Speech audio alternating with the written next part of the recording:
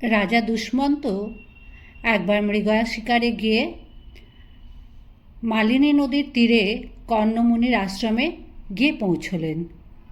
সেখানে তিনি কর্ণমুনির সাক্ষাৎ তো পেলেন না, কিন্তু এক অপরূপা সুন্দরী শকুন্তলার সহিত পরিচিত হলেন।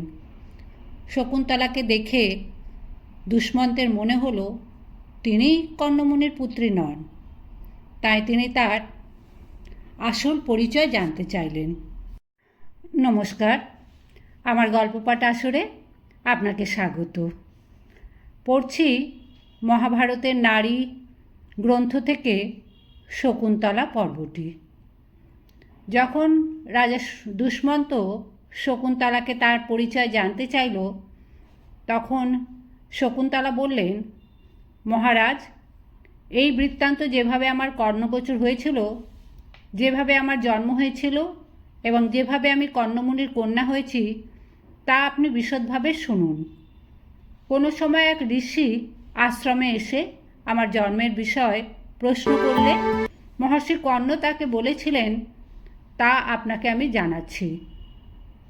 কর্ণ বলেছিলেন, পূর্বকালে মহর্ষি বিশ্বামিত্র গুরুতর তপস্যা করছিলেন এবং দেবরাজ ইন্দ্র তাতে অত্যন্ত উদ্বিগ্ন হন।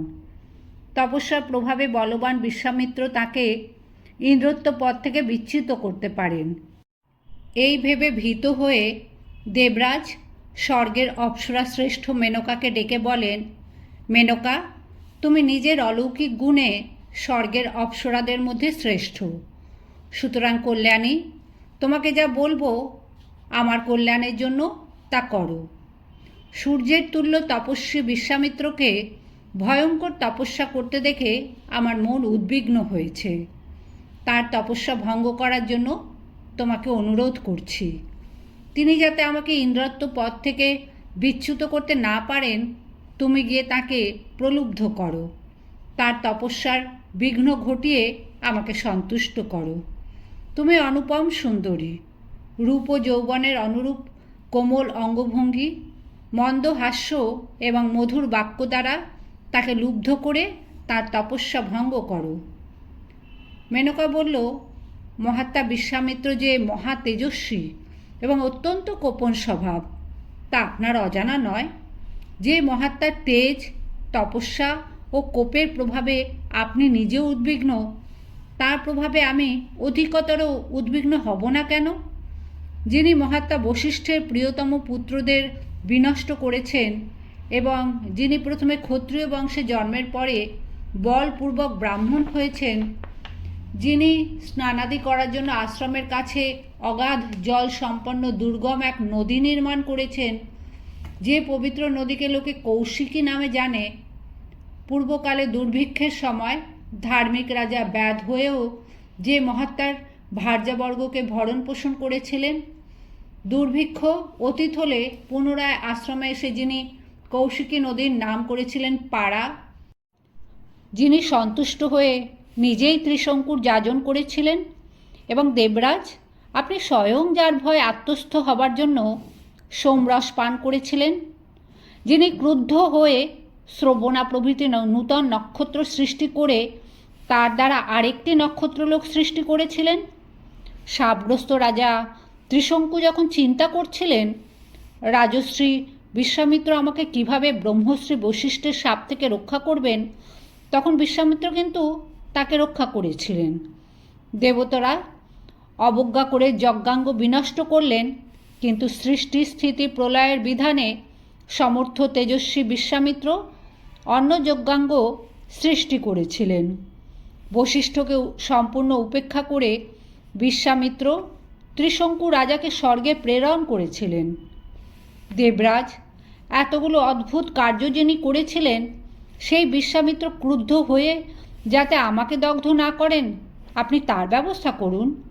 যিনি আপন তেজে ত্রিজগৎ দগ্ধ করতে পারে, পদাঘাতে পৃথিবীকে বিচলিত করতে পারেন, মহামেরু পর্বতকে ক্ষুদ্র পর্বত করে দিতে পারেন এবং দিক সকলকেও হঠাৎ পরিবর্তিত করে দিতে পারেন, মহাতপস্বী প্রজ্বলিত অগ্নির মতো অবস্থিত এবং জিতেন্দ্রীয় সেই তপস্বীকে আমার মতো অতি তুচ্ছ রমণী কি করে স্পর্শ করবে? দেবরাজ, যার মুখে অগ্নি রয়েছেন, নয়নের তারা দুটি সূর্য ও চন্দ্রের মতো এবং যার জিহ্বা যমের মতো অবস্থিত, তপস্যায় প্রজ্বলিত সেই বিশ্বামিত্রকে আমার মতো রমণী বা কীভাবে স্পর্শ করবে? যম, চন্দ্র, মহর্ষিগণ, সাধ্যগণ, বিশ্বদেবগণ এবং বালখিল্য ঋষিগণ, এরাও যার প্রভাবের ভয় ভীত, আমার মতো তুচ্ছ নারী তাকে ভয় পাবে না কেন? দেবরাজ, আপনি আদেশ করলে আমাকে বিশ্বামিত্রের কাছে যেতেই হবে। অতএব আপনি আমার রক্ষার বিষয় স্থির করুন, যাতে আমি রক্ষিত অবস্থায় আপনার কার্য সম্পাদন করতে সমর্থ হই। আমি যখন বিশ্বামিত্রের কাছে গিয়ে নৃত্যরত অবস্থায় খেলা করব, তখন যেন বায়ু আমার অঙ্গ থেকে যথেষ্ট পরিমাণে বস্ত্র সরিয়ে দেন এবং আপনার আদেশে কামদেব আমাকে যথেষ্ট সহায়তা করেন। আর আমি যখন মহর্ষি বিশ্বামিত্রকে প্রলুব্ধ করতে থাকব, তখন বন থেকে যেন যথেষ্ট পরিমাণে সুগন্ধ বাতাস প্রবাহিত হতে থাকে। মেনকার কথা শুনে দেবরাজ ইন্দ্র বায়ু ও কামদেবকে মেনকার সহচর হওয়ার আদেশ দিলেন। তখন মেনকা বায়ুর সঙ্গে বিশ্বামিত্রের আশ্রম উদ্দেশ্যে যাত্রা করল। সুন্দর নিতম্বা মেনকা বিশ্বামিত্রের আশ্রমে উপস্থিত হয়ে ভয় চকিত চিত্তে দেখল তপস্যার পূর্বেই সব পাপ নষ্ট হয়ে গেলেও বিশ্বামিত্র সেই তপস্যাই করছেন। তারপর মেনকা বিশ্বামিত্রকে নমস্কার করে তার চারপাশে নৃত্য করতে আরম্ভ করল। তার বস্ত্রখানি চন্দ্রকিরণের মতো সূক্ষ্ম ও শুভ্র বর্ণ ছিল। বায়ু তা অপহরণ করলেন। তখন সে লজ্জাবশত বায়ুকে যেন নিন্দা করতে থাকল। এদিকে বিশ্বামিত্র তাকে ভালো করে দেখতে লাগলেন। তবুও সে বস্ত্রখানি গ্রহণের জন্য বিশ্বামিত্রের আরও কাছে এগিয়ে গেল। তখন বিশ্বামিত্র দেখলেন মেনকা একেবারে উল্লঙ্গ। তার সমস্ত অঙ্গ দেখা যাচ্ছে, তার রূপ যৌবনের কোনো নিরূপণ করা যাচ্ছে না। যে অপরূপা সুন্দরী, তার দেহের কোনো অঙ্গে নিন্দা করা যায় না এবং সে যেন সেই বস্ত্রখানি নেওয়ার জন্য অত্যন্ত ব্যস্ত ও সংকটাপন্ন হয়ে পড়েছে। বিশ্বামিত্র সেই অসাধারণ রূপ দেখে কামাতুর হয়ে তখন তার সঙ্গে রমণ করার ইচ্ছা করলেন। তিনি সেই সম্পূর্ণা উল্লঙ্গা মেনকাকে আহ্বান করলেন। মেনকাও সোৎসাহে তার নিকটে এসে বাহুবন্ধনে ধরা দিলেন। তারা দুজনে দীর্ঘকাল সেখানে রমণ করতে থাকলেন এবং সেই দীর্ঘ বৎসরটি একটি দিনের ন্যায় অতি দ্রুত অতিবাহিত হল। বিশ্বামিত্রের তপস্যা ভঙ্গ হল, কিন্তু বিশ্বামিত্র মেনকা ভিন্ন অন্য কোনো চিন্তাও করতে পারলেন না। তারপর একদিন বিশ্বামিত্র মালিনী নদীর কাছে হিমালয়ের মনোহর সমতল ভূমিতে মেনকার গর্ভে শকুন্তলাকে উৎপাদন করলেন। মেনকা বিশ্বামিত্রের তপভঙ্গে কৃতকাম হয়ে মালিনী নদীর কাছে জন্মমাত্র সেই কন্যাটিকে পরিত্যাগ করে তৎক্ষণাৎ ইন্দ্রের সভায় চলে গেল। বিশ্বামিত্র সেই স্থান ত্যাগ করে চলে গেলেন। সিংহ ব্যাঘ্র পরিপূর্ণ নির্জন বন মধ্যে সেই সদ্য জাতিকাকে শায়িত অবস্থায় পড়ে থাকতে দেখে পক্ষীগণ এসে তাকে সকল দিকে পরিবেষ্টন করে রইল। মাংসলোভী জন্তুরা বনের ভেতরে সেই বালিকাটিকে পাছে ভক্ষণ করে ফেলে, এই কারণেই সেই পক্ষীগণ এসে কন্যাটিকে রক্ষা করেছিল। সেই সময় মহর্ষি কর্ণ স্নান করতে নদীতে যাচ্ছিলেন। তিনি দেখলেন মনোহর নির্জন বনের ভেতরে সেই কন্যাটি শুয়ে আছে আর পক্ষীগণ তাকে বেষ্টন করে অবস্থান করছে। মহর্ষি কন্যাটিকে তুলে আশ্রমে এনে আপন কন্যার মতো লালন পালন করতে লাগলেন। যেহেতু নির্জন বনের মধ্যে পক্ষীগণ একে রক্ষা করেছিল, তাই মহর্ষি কন্যাটির নাম দিলেন শকুন্তলা। শরীর উৎপাদক, প্রাণরক্ষক ও যার অন্ন ভোজন করে, ধর্মশাস্ত্রে এই তিনজনকে ক্রমিক পিতা বলা হয়। আশ্রমে আগত ঋষির কাছে মহর্ষি কর্ণ এইভাবে শকুন্তলার কাহিনীর বর্ণনা করেছিলেন এবং বলেছিলেন, ব্রাহ্মণ, এই জন্যই আপনি শকুন্তলাকে আমার কন্যা বলে মনে করুন। অনিন্দ্য সুন্দরী শকুন্তলাও আমাকে এই জন্যই পিতা বলে মনে করে। শকুন্তলা বললেন, সেই ঋষির প্রশ্নের উত্তরে মহর্ষি কর্ণ আমার এই জন্মবৃত্তান্ত বলেছিলেন। মহারাজ, আপনিও এইভাবেই আমাকে মহর্ষি কর্ণের কন্যা বলে জানবেন। আমি নিজের পিতাকে জানি না বলেই কর্ণকে পিতা বলে মনে করি। আমি আমার জন্মবৃত্তান্ত যেমন শুনেছিলাম আপনার কাছে তেমনই বললাম। দুষ্মন্ত বললেন, কল্যাণী, তুমি যে কাহিনী বললে তাতে সুস্পষ্টই বোঝা যাচ্ছে যে তুমি ক্ষত্রিয়ের কন্যা। অতএব তুমি আমার ভার্যা হও। বলো, আমি তোমার জন্য কী করব? সুন্দরী, সোনার হার, নানাবিধ বস্ত্র, সুবর্ণ নির্মিত দুটি কুণ্ডল, নানা দেশীয় নির্দোষ ও সুন্দর মণি ও রত্ন, বক্ষের ভূষণ এবং নানাবিধ মৃগচর্ম, এগুলি এখনই তোমার জন্য এনে দিচ্ছি। আর আজ হতে আমার সমস্ত রাজ্য তোমার হোক। তুমি আমার ভার্যা হও। সুন্দরী, তুমি গান্ধর্ব বিবাহ অনুসারে আমার ভার্যা হও। কেননা ক্ষত্রিয়ের পক্ষে গান্ধর্ব বিবাহই 8 প্রকার বিবাহের মধ্যে শ্রেষ্ঠ। শকুন্তলা বললেন, মহারাজ, আমার পিতা ফল নিয়ে আসার জন্য একটু আশ্রমের বাইরে গেছেন, সুতরাং আপনি একটুক্ষণ অপেক্ষা করুন। তিনি এসেই আমাকে আপনার হাতে দান করবেন। আমার পিতা সর্বদাই আমার নিয়ন্তা এবং পরম দেবতা, সুতরাং তিনি আমাকে যার হাতে দেবেন তিনিই আমার ভর্তা হবেন। বিবাহের পূর্বে পিতা রক্ষা করেন, যৌবনকালে ভর্তা রক্ষা করেন এবং বৃদ্ধকালে পুত্র রক্ষা করে। সুতরাং স্ত্রীলোক কোনো সময় স্বাতন্ত্র্য অবলম্বন করতে পারে না।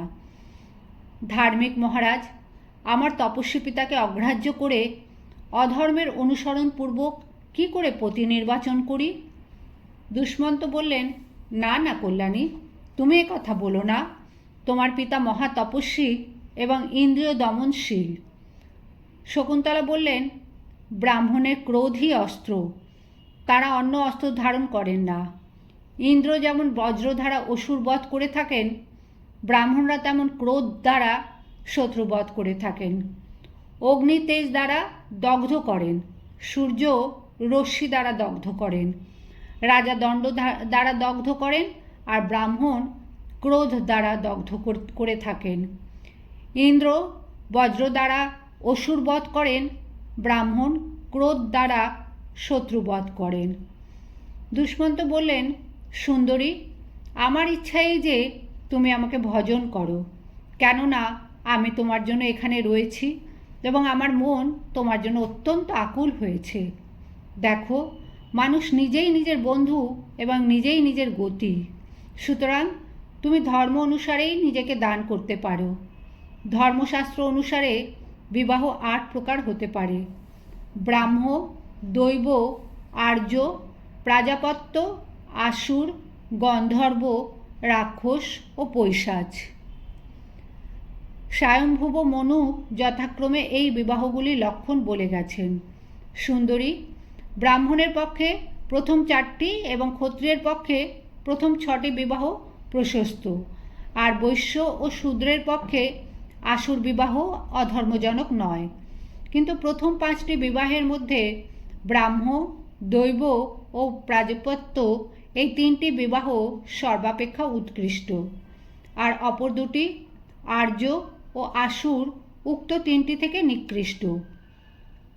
ব্রাহ্মণ কখনো আসুর বিবাহ করবেন না, আর ব্রাহ্মণ আদি সকল বর্ণই কখনো পৈশাচ বিবাহ করবেন না। এই বিধান অনুসারে সকলে বিবাহ করবেন, কেননা এই ধর্মের পদ্ধতি। ক্ষত্রিয়ের পক্ষে খাঁটি গান্ধর্ব বিবাহ বা খাঁটি রাক্ষস বিবাহ অথবা গান্ধর্ব রাক্ষস উভয় লক্ষণ মিশ্রিত বিবাহ ধর্মসঙ্গত বলে কর্তব্য। সুতরাং এ বিষয়ে তুমি কোনো আশঙ্কা করো না, কেননা এ বিষয়ে কোনো সন্দেহ নেই তোমার প্রতি আমার অনুরাগ জন্মেছে, তুমিও আমার প্রতি অনুরক্ত হয়েছ। সুতরাং তুমি গান্ধর্ব বিবাহ অনুসারে আমার ভার্যা হতে পারো। শকুন্তলা বললেন, পৌরব শ্রেষ্ঠ, যদি আপনার বক্তব্য ধর্মসঙ্গত হয় এবং যদি আমি নিজেকে দান করতে সমর্থ হই, তবে আমার প্রার্থনা শুনুন। আমি এই নির্জন স্থানে যা বলবো আপনি সে বিষয়ে আমার কাছে সত্য প্রতিজ্ঞা করুন। আমার গর্ভে আপনার যে পুত্র হবে সে আপনি জীবিত থাকতেই যুবরাজ হবে এবং আপনার পরে মহারাজ হবে। মহারাজ, আপনি যদি আমার এই বক্তব্য স্বীকার করেন তবে আমিও আপনাকে সত্য বলছি যে আপনার সঙ্গে আমার সঙ্গম হোক। রাজা তখন কোনো বিবেচনা না করেই প্রত্যুত্তর করলেন যে তাই হবে, এবং আমি তোমাকে আপন রাজধানীতেই নিয়ে যাব, কারণ তুমি রাজধানীতেই বাস করার যোগ্যা। নিতম্বিনী, আমি তোমাকে এই কথা সত্য বলছি। এই কথা বলে রাজা গান্ধর্ব বিধানে শকুন্তলার পানি গ্রহণ করলেন এবং তার সঙ্গে সহবাস করলেন। তারপর বিদায় নেওয়ার কালে শকুন্তলার বিশ্বাস উৎপাদন করার জন্য বারবার বললেন, সুন্দরী, তোমার জন্য চতুরঙ্গিনী সেনা প্রেরণ করব এবং তারা তোমাকে রাজভবনে নিয়ে যাবে। রাজা দুষ্মন্ত শকুন্তলার কাছে এই প্রতিজ্ঞা করে মনে মনে কর্ণমুনির প্রতিক্রিয়ার কথা ভাবতে ভাবতে প্রস্থান করলেন। মহাতপস্বী কর্ণমুনি ফিরে এসে তার এই গান্ধর্ব বিবাহ বিষয়ে কী সিদ্ধান্ত গ্রহণ করবেন ভাবতে ভাবতে আপন রাজধানীতে ফিরে গেলেন। কিছুকাল পরে মহর্ষি কর্ণ আশ্রমে ফিরলে শকুন্তলা লজ্জায় তার কাছে গেলেন না।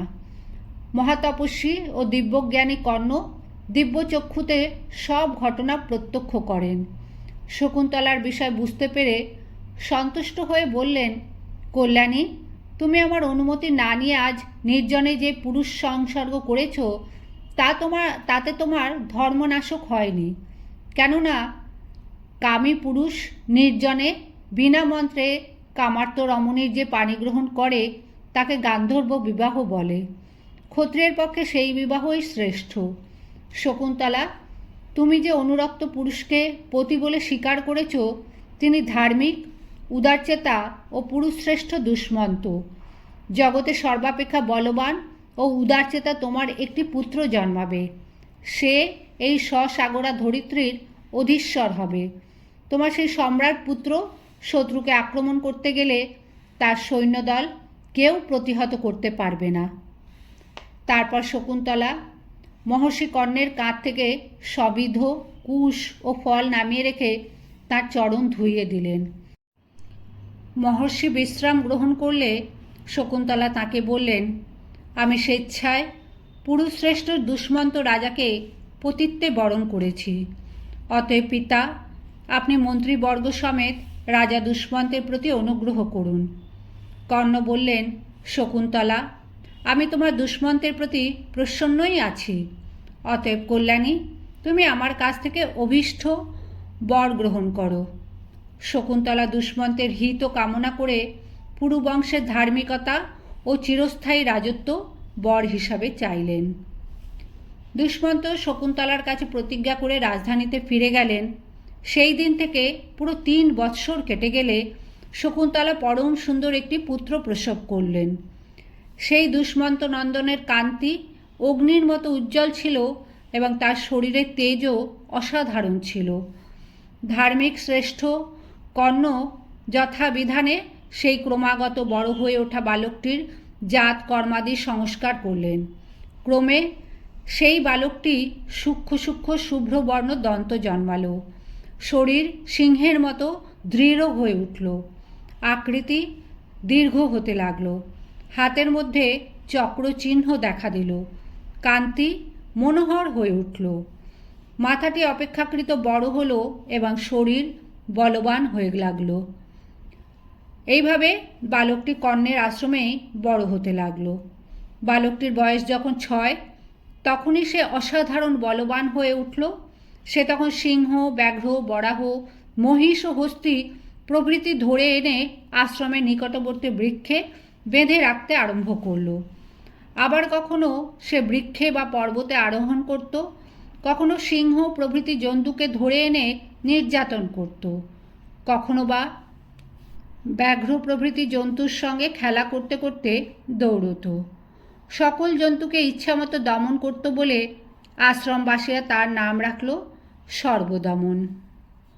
সেই বালক ক্রমে তেজস্বী ও শক্তিশালী হয়ে উঠল। তার অবস্থা, শক্তি ও অলৌকিক কার্যকলাপ দেখে মহর্ষি কর্ণ শকুন্তলাকে বললেন, এর যুবরাজ হওয়ার সময় এসেছে। তারপর শিষ্যগণকে বললেন, শিষ্যগণ, তোমরা সর্বপ্রকারে প্রশংসনীয়া এই শকুন্তলাকে পুত্রের সঙ্গে তপোবন থেকে দুষ্মন্তের গৃহে রেখে এসো। কেননা স্ত্রীলোক দীর্ঘকাল পিতৃগৃহে বাস করলে তার চরিত্র, ধর্ম ও যশ নষ্ট হওয়ার সম্ভাবনা দেখা দেয়।